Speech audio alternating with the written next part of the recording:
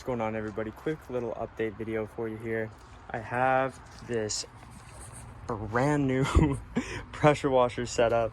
As you can see, it's a little bit janky, but it works awesome. So Sunjo 3000 psi induction motor works great.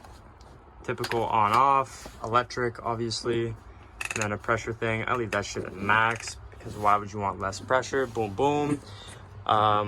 It's on wheels, which is great. I leave it in the truck though, so yeah. But got this little board thing, mounted it up. I'm gonna cut off these zip ties, but big ass truck going by. I'm gonna cut off these zip ties here so it's a little cleaner. But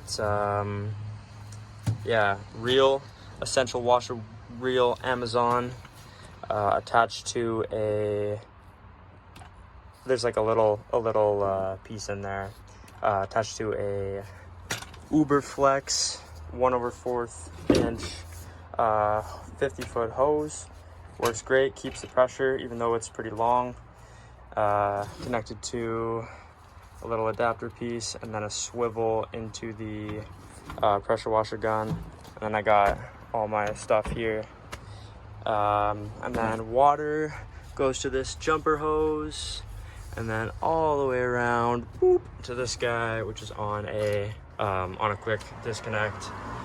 So yeah, I just leave this in the truck. It's way better than like mounting it in the side of this or like in the roof or something.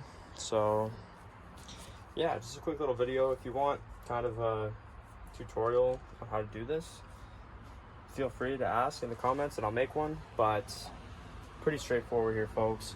I'll leave the links to everything in the description of this video. But yeah, thanks for watching. If you want to see more auto detailing content, if you got your business, you want to grow it, I post videos every now and then.